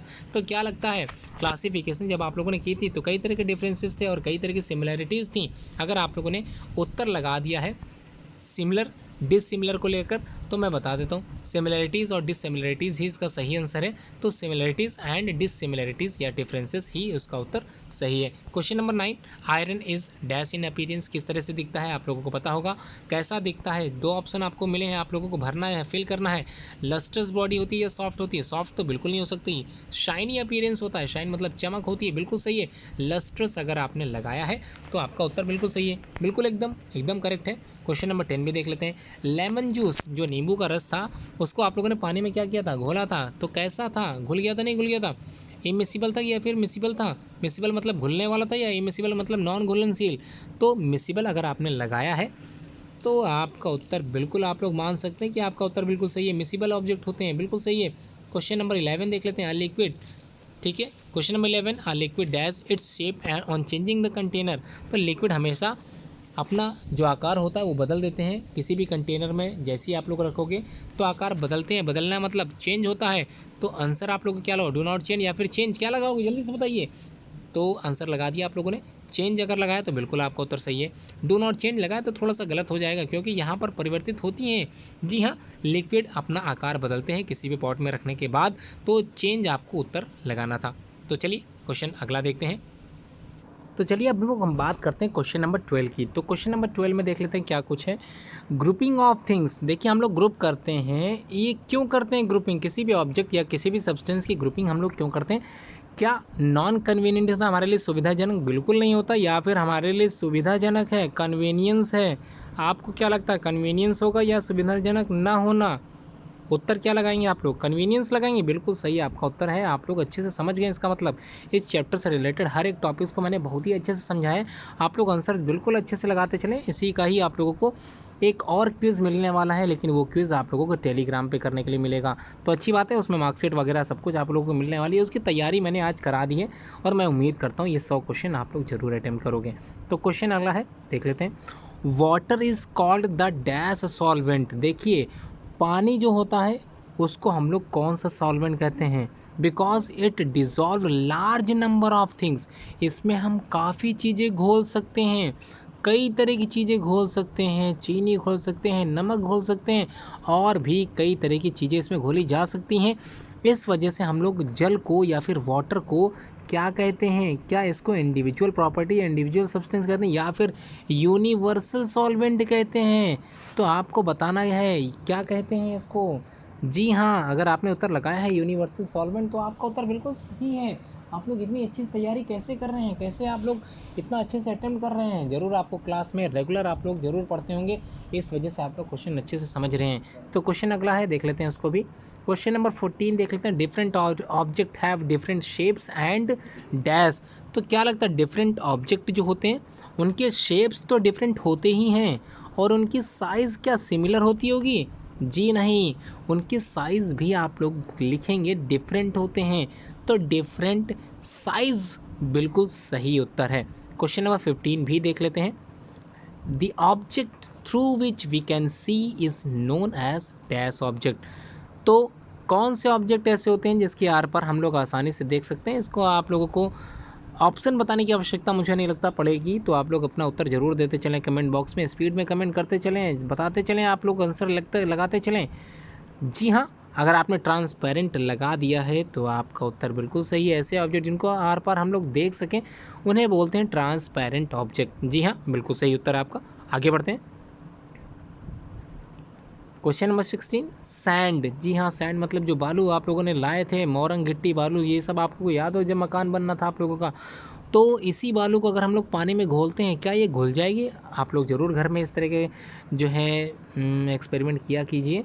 तो सैंड इज़ सॉल्युबल या फिर इनसॉल्युबल इन वाटर। क्या लगता है आप लोगों को, सॉल्युबल होगा या इनसॉल्युबल होगा। तो अगर आपने उत्तर लगा दिया तो मैं बता देता हूँ, इसका आंसर है इनसॉल्युबल, क्योंकि पानी में कभी भी सैंड नहीं घुलती। क्वेश्चन नंबर 17 देख लेते हैं। Different materials can be use to make. तो डिफरेंट मटेरियल का इस्तेमाल करते हैं तभी हम लोग कुछ ना कुछ बना पाते हैं। तो समथिंग या फिर नथिंग, कुछ बनता है या फिर नहीं बनता है? जी हाँ, बनता ही होगा, कुछ ना कुछ तो बनता ही है। कई तरह की चीज़ों का निर्माण करते ही हम लोग कई तरह की चीज़ों को मिला के। तो अगर आपने उत्तर लगा दिया है समथिंग, तो बता देता हूँ आपका उत्तर बिल्कुल सही है, समथिंग ही होगा इसका आंसर। क्वेश्चन नंबर 18, अ शुगर सिरप। देखिए, शुगर जो सिरप होता है, आप लोग जब छोटे थे या फिर अभी बड़े भी हैं तो आप लोग कई तरह के सिरप पीते हो। खांसी का सिरप हो गया है ना, बुखार का सिरप हो गया, या और भी कई तरह के सिरप आते हैं, उसका इस्तेमाल आप लोगों ने किया होगा। तो आपको बताना है जो शुगर सिरप होता है वो क्या है, सॉल्यूट है या फिर सॉल्यूशन है। तो शुगर सिरप, ध्यान रखिएगा, शुगर जो सिरप है उसमें स्मॉल अमाउंट में अगर कोई चीज़ होती है तो उसको बोलते हैं, क्या बोलते हैं, सॉल्यूट बोलते हैं। तो सॉल्यूट तो बिल्कुल नहीं होगा, सॉल्यूशन होगा। शुगर सिरप क्या कहलाएगा, सॉल्यूशन कहलाएगा। जी हाँ, बिल्कुल सही है आपका उत्तर अगर आपने सॉल्यूशन लगाया है। चलिए अगला क्वेश्चन देखते हैं, question number 19, dash substance are those through which we can not see anything. ऐसे कौन से सब्सटेंस होते हैं जिसके आर पार बिल्कुल भी देखा ना जा सके, मतलब आर पार बिल्कुल भी लाइट ट्रैवल नहीं कर सकती। तो कौन से ऑब्जेक्ट होते हैं जिनके आर पार लाइट बिल्कुल भी ट्रैवल नहीं कर सकती? क्या वो ट्रांसपेरेंट होंगे या फिर उनको हम लोग ओपैक बोल सकते हैं? तो आपको क्या लगता है, ओपैक ऑप्शन? जी हाँ, बिल्कुल सही आपका उत्तर है, ओपैक ही इसका सही उत्तर है। क्वेश्चन नंबर 20 देखते हैं, समझते हैं अब हम। Water and milk. देखिए, पानी में अगर आप लोग दूध को मिला दोगे तो आसानी से क्या होगा, घुल जाएगा। अगर कोई चीज़ घुल जाती है आसानी से, उसको किस तरह का लिक्विड कह सकते हैं? मिसिबल बोलेंगे या इमिसिबल बोलेंगे? मिसिबल मतलब घुलनशील, इमिसिबल मतलब अघुलनशील, जो घुले बिल्कुल नहीं। तो घुल तो जाएगा, पानी में दूध घोलना आसान है, बिल्कुल आसान है। तो आपने उत्तर लगा दिया होगा क्वेश्चन नंबर 20 का, मिसिबल। अगर आपने मिसिबल लगाया तो बिल्कुल आपका उत्तर सही है। क्वेश्चन नंबर 21 देखते हैं, क्या चीज़ सही है क्या गलत है। A piece of glass. देखिए, ग्लास जो होता है वो ट्रांसपेरेंट है क्योंकि उसके आर पार आप लोग देख सकते हो। But a piece of cardboard, देखिए कार्डबोर्ड की अगर कोई पीस उठा के आप लोग लाओगे और उसके आर पार देखोगे तो पूरी तरह से आप लोग नहीं देख पाओगे, कुछ भाग आप लोग पार का देख सको, ऐसा हो सकता है। तो कैसा ऑप्शन, कैसा ऑब्जेक्ट होगा? तो अ पीस ऑफ कार्डबोर्ड। तो ये आपको बताना है क्वेश्चन नंबर 21 में आंसर क्या होगा। तो क्वेश्चन नंबर 21 का जो आंसर है, वैसे तो 21 का ओपैक होगा। क्या होगा? ओपैक, ठीक है, क्योंकि कार्डबोर्ड के आर पार तो बिल्कुल भी देखा नहीं जा सकता। तो लेकिन यहाँ पर ऑप्शन दो हैं, ट्रांसलूसेंट और ट्रांसपेरेंट। एक बार चेक कर लेते हैं इसका आंसर, क्या ओपैक मैंने लगाया नहीं लगाया। तो जी हाँ, ओपैक है, थोड़ा सा मैंने लिखने में मिसप्रिंट कर दिया, तो ओपैक ही इसका राइट आंसर है। आप लोगों ने इसका क्वेश्चन अटेम्प्ट भी किया होगा फिल इन द ब्लैंक्स में। तो अगला क्वेश्चन है क्वेश्चन नंबर 22, इसको देख लेते हैं क्या है question. Dooj material, question number 22 देख लेते हैं क्या है इसका answer. Dooj materials which can not be easily compress, जिनको आसानी से बिल्कुल भी कॉम्प्रेस ना किया जा सके, जिनको आसानी से दबाया बिल्कुल भी ना जा सके, बेंट झुकाया बिल्कुल ना जा सके, काटा भी ना जा सके कट, और उन पर स्क्रैच भी ना आए, इस तरह के ऑब्जेक्ट को क्या बोलते हैं, ये आपको बताना है। ऑप्शन मैं दे देता हूँ, परेशान होने की आवश्यकता नहीं। सॉफ्ट ऑब्जेक्ट होंगे या फिर हार्ड होंगे, क्या लगता है? सॉफ्ट तो बिल्कुल नहीं होंगे, क्या होंगे? हार्ड होंगे। जी हाँ, बिल्कुल सही है, आपने अगर हार्ड लगाया तो आपका उत्तर बिल्कुल सही है। आगे बढ़ते हैं, क्वेश्चन नंबर 23 देख लेते हैं। द एक्वेटिक एनिमल्स, ठीक है, ध्यान से समझिएगा। The aquatic animals use dissolved, कौन सी चीज़ घुली होती है पानी के अंदर, in water, for the process of respiration, और वो सांस लेते हैं। तो पानी में रहने वाले जो जीवधारी होते हैं वो पानी में किस चीज़ की, गैस की उपस्थिति को जो है यूज़ में लाते हैं। तो किस गैस की उपस्थिति होती है उसमें? तो पानी में दोनों ही गैसेस घुलनशील हैं, लेकिन जो जीवधारी पानी के अंदर रहते हैं वो ऑक्सीजन गैस को यूटिलाइज़ करते हैं, ऑक्सीजन गैस का इस्तेमाल करते हैं। अगर आपने ऑप्शन ऑक्सीजन लगाया तो बिल्कुल आपका उत्तर सही है। क्वेश्चन नंबर 24 देखते हैं, इसके ऑप्शन भी देख लेते हैं। The ability of some materials to shine is called. देखिए, कोई चीज़ अगर शाइन होती है, ध्यान समझिएगा, शाइन मतलब चमकना होता है। कोई भी चीज़ अगर चमकती है तो उसके लिए हम लोग जो साइंटिफिक टर्म्स है उसका इस्तेमाल करते हैं, उसको मिसिबल बोलेंगे। बिल्कुल नहीं, मिसिबल तो घुलनशील होता है, घुलने वाली चीज़ को बोलते हैं। लस्ट्रस बॉडी, जी हाँ, लस्टर बोलते हैं उसको। अगर आपने उत्तर लस्टर लगाया तो आपका उत्तर बिल्कुल सही आंसर। अगला है, देख लेते हैं क्वेश्चन नंबर 25 भी देख लेते हैं, शायद आप लोगों को समझ में अच्छे से आ रहा होगा। वुड, वुड मतलब लकड़ी होता है, इज़ अ मटीरियल जो कि पानी में, अब पानी की बात हो रही है, देखिए पानी में बताना है आप लोगों को, ये पानी में कैसी होती है इसको बताइए, हैवियर होती है या लाइटर होती है? लकड़ी जो होती है पानी में, देखिए समझिएगा क्वेश्चन, ध्यान समझिएगा, which is dash than water. तो पानी से क्या होती है, पानी से भारी होती है या पानी से हल्की होती है। तो मुझे लगता है शायद इसमें आंसर आप लोगों को लाइटर लगाना है, LIGHTER, लाइटर मतलब हल्की है, पानी से हल्का होता है ये कह सकते हैं आप लोग। वैसे तो नॉर्मली ये भारी होती है, लेकिन अगर अकॉर्डिंग टू वाटर की बात करें तब तो ये क्या होगी, हल्की होगी, क्योंकि हल्की है तभी तो ये पानी के ऊपर तैरती है, ऐसे कह सकते हो आप लोग। तो ऐसा बिल्कुल भी मत करिएगा, साइंस है ये, लॉजिक लगाइए, अपना दिमाग लगाइए। अगर 1 किलो लकड़ी और 1 किलो पानी को अलग अलग तौलेंगे तो क्या होगा, ठीक है। तो कन्फ्यूज़ बिल्कुल नहीं होना है इस क्वेश्चन में। आप लोगों ने जो भी लगाया हो सकता है आपका आंसर गलत हो जाए, क्योंकि ये कॉमन सेंस वाला क्वेश्चन का जवाब नहीं था, इसमें आप लोगों को हैवियर लगाना है, ठीक है। क्वेश्चन नंबर 26 देख लेते हैं। शुगर इज़ सॉल्युबल, शुगर मतलब चीनी, सॉल्युबल होती है, जबकि सैंड इज़ इनसॉल्युबल इन किसमें, किसमें जो है ये सब कुछ हो रहा है, पानी घुल जा, पानी होगा, क्या होगा इसका आंसर, पानी होगा। तो वाटर ही इसका आंसर सही है। अगर आपने लगा दिया बिना ऑप्शन के तो आप लोगों की तैयारी इतनी अच्छी हो गई थी, आप लोग बिना ऑप्शन के ही आंसर लगाते चल रहे हो। तो चलिए अब हम बात करते हैं क्वेश्चन नंबर 27 की भी। बस थोड़े क्वेश्चन और रह गए, उम्मीद करता हूँ आप लोग एंड तक जरूर वीडियो देखोगे, और एंड तक देखोगे तभी तो मार्क्स अच्छे मिलेंगे, ठीक है। When 2 liquid dissolve in each other, अगर कोई 2 लिक्विड को घोल दिया जाए आपस में, उनको किस तरह के लिक्विड्स बोलते हैं। तो ऑप्शन दिखा देता हूँ आप लोगों को, क्या मिसिबल होंगे या इमिसिबल होंगे। किन्हीं 2 लिक्विड को अगर आपस में घोल दिया जाए और वो आसानी से घुल भी जाए तो उनको मिसिबल बोलेंगे या इमिसिबल बोलेंगे। क्या लगता है आप लोगों को, मिसिबल? जी हाँ, बिल्कुल सही है, मिसिबल ही बोलते हैं उनको, घुलनशील, ठीक है, मिसिबल ऑप्शन बिल्कुल सही है। अगला क्वेश्चन 28, मटीरियल्स इन सॉलिड और liquid state can be good और बैड कंडक्टर ऑफ, किस चीज़ के होते हैं, कोई भी चीज़ मटेरियल जो होते हैं सॉलिड या लिक्विड में, ये स्टेट में होते हैं, गुड और बैड कुछ भी हो सकते हैं, कंडक्टर ऑफ किसके, हीट के या फिर कूल के। तो क्या लगता है, ये तो आप लोगों ने हीट पढ़ा था, उम्मीद करता हूँ आप लोगों ने आंसर भी हीट ही लगाया होगा। क्वेश्चन नंबर 29 देख लेते हैं। Clothes, paper, wool, plastic, thermocol and bamboo, these are the conductor of heat, कैसे होते हैं, गुड होते हैं या बैड कंडक्टर होते हैं ऑफ हीट के।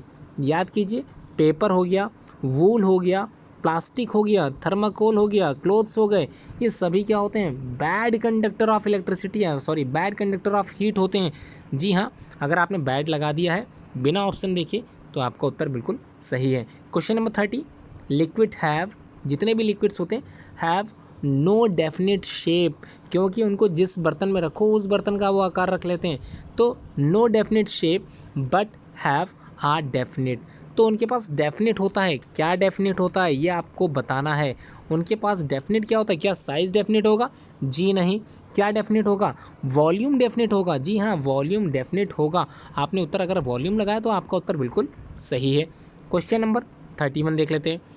प्लेसिंग और sorting similar things together is called, एक साथ अगर कोई चीज़ हम लोग रखते हैं, कैटेगराइज करते हैं, तो इस तरह को हम लोग क्या बोलते हैं, इस तरह की चीज़ को हम लोग बोलते हैं ग्रुपिंग बोलते हैं। इस चीज़ को क्या बोलते हैं, ग्रुपिंग बोलते हैं। तो इसे क्या कहेंगे आप लोग, ग्रुपिंग कहोगे। जी हाँ, अगर आपने उत्तर ग्रुपिंग लगाया तो बिल्कुल आपका उत्तर सही है। चलिए क्वेश्चन नंबर 32 भी देख लेते हैं। The ability of some materials to shine, देखिए शाइन प्रॉपर्टी के नेचर जो होता है वो मेटल्स में बेसिकली होते हैं, और इस प्रॉपर्टी की वजह से ही मेटल्स को हम लोग लस्टर्स बोलते हैं। यानी कि अगर आपने उत्तर लस्टर लगाया है तो बिल्कुल आपका उत्तर सही है। अब बात करते हैं क्वेश्चन नंबर 33 की। वुड, WOOD, वुड मतलब लकड़ी होता है। ये वुड क्या होती है, डैश देन वाटर। तो क्या लगता है आपको, लाइटर होगा कि हैवियर होगा। देखिए थोड़ा सा डाउटफुल क्वेश्चन है।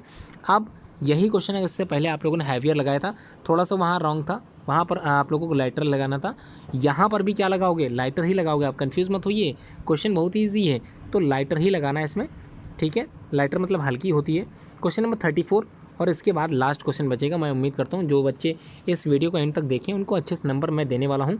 Sand is dash in water, तो पानी में बालू बिल्कुल भी नहीं घुलने वाली है, तो सॉल्युबल होगी कि इनसॉल्युबल होगी, लगाइए आंसर जल्दी से। जी हाँ, इनसॉल्युबल होगी, पानी में बिल्कुल नहीं घुलती है, इनसॉल्युबल है, बिल्कुल सही है आपका उत्तर। आखिरी क्वेश्चन, इस सीरीज़ का आखिरी क्वेश्चन, इस चैप्टर का आखिरी क्वेश्चन है। मैं उम्मीद करता हूँ आप लोग इस क्वेश्चन को भी अटेंड करोगे। Question 35, the materials through which object can be seen but not clearly are called, देखे तो जा सकते हैं लेकिन बहुत ही साफ ढंग से नहीं देखे जा सकते हैं। इस तरह के ऑब्जेक्ट को क्या कहते हैं? 2 ऑप्शन आपकी स्क्रीन पर, ट्रांसपेरेंट या फिर ट्रांसलूसेंट है। क्या आंसर सही होगा? तो आपको बताना है कौन सा आंसर सही होगा। ट्रांसपेरेंट तो ऐसे ऑब्जेक्ट होते हैं जिनको आर पार देखा जा सकता है, जबकि ट्रांसलूसेंट ऐसे ऑब्जेक्ट होते हैं जिनके आर पार देखा तो जा सकता है लेकिन ऑब्जेक्ट को क्लियरली नहीं देखा जा सकता। ठीक है, अगर आपने उत्तर ट्रांसलूसेंट लगा दिया तो बिल्कुल आपका उत्तर सही है। उम्मीद करता हूँ आप लोगों ने आज की इस वीडियो को एंड तक जरूर देखा होगा, और अगर आपको वीडियो अच्छी लगे तो अपने जो है दोस्तों के साथ इसको शेयर जरूर कीजिएगा, और अपने जितने भी रिलेटिव्स हैं उनको भी बोलिए कि इस तरह की वीडियो जरूर देखा करें, जिसमें आप लोगों की साइंस की नॉलेज और ज़्यादा बढ़ सके। उम्मीद करता हूँ आज की इस साइंस वीडियो में आप लोगों ने काफ़ी इंटरेस्ट लिया होगा, काफ़ी आप लोगों को अच्छा लगा होगा आज की इस वीडियो को देखकर। जल्द ही आप लोगों को टेलीग्राम पर इसके क्विज़ेस मिलने वाले हैं, जल्दी आप लोगों की प्रतियोगिता होने वाली है टेलीग्राम पर भी। उम्मीद करता हूँ आज की वीडियो एंड तक आप लोगों ने देख ली है। Thanks for watching this video.